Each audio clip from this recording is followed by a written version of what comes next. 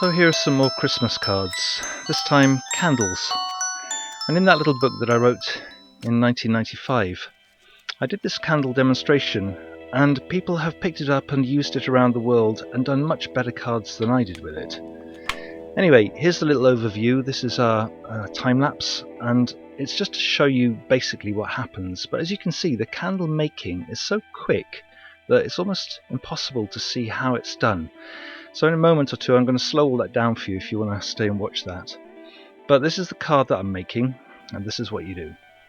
Imagine the edge of the iron is placed there with wax on it, and then the top corner, which is actually the back corner, describes this elliptical shape. You'll see it clearly in the video in a minute. And you follow round that shape from starting point right round and back to starting point. So here we go. Wax the edge of the iron, just the edge. Place it on the card and make sure it creates a good contact. You can see the wax all the way there. Then describe that elliptical shape just like that. Here we go again, same thing. Contact, describe the elliptical shape, back to where you start and lift off. That's it. That's all there is to making candles out of the encaustic art wax. And it's quite nice because you're making wax candles out of wax. Set light to it, put a little wick in. I did that with a stylus, but you could use the tip of the iron if you've got a steady hand.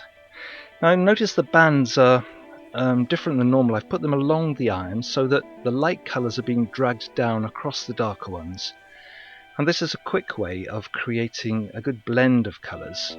I want some light at the top because there's some candles going on, and then a bit of dabbing, and that gives an environment. So here we go with the candles. Wax that edge, carefully put it down onto the card, describe that elliptical shape, get back to where you started and lift it off. Same thing, we'll do another one a little bit higher up this time. Same thing though, elliptical shape, back to the start and lift it off. And I thought I'd do a third one.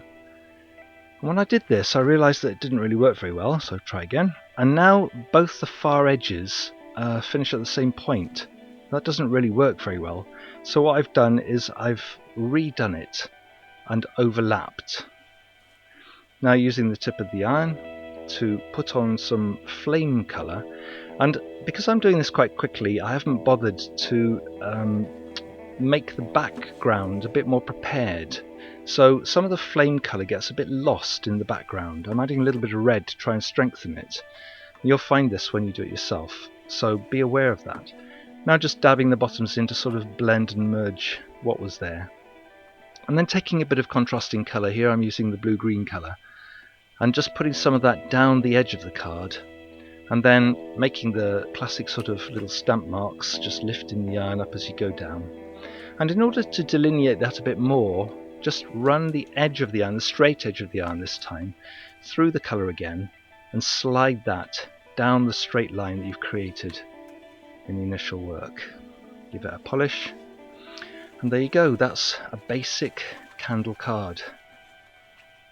But I'm going to show you another one now, and this next one is done onto a stamp card, and I'm not actually going to put any colours onto the iron. I'm just using the wax that's already there and just making small tall candles, so little tiny elliptical shapes this time, a variety of heights, a variety of widths, and that's it, the candle part's done.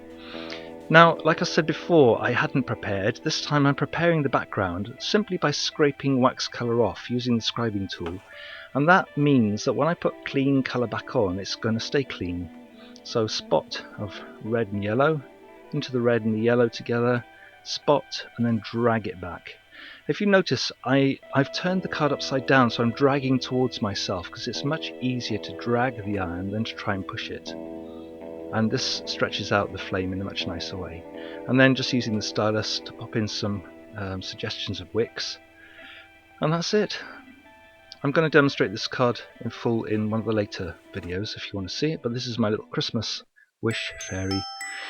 And I hope you do have a nice Christmas. If you don't see the next one, have a lovely time, all the best, and bye for now.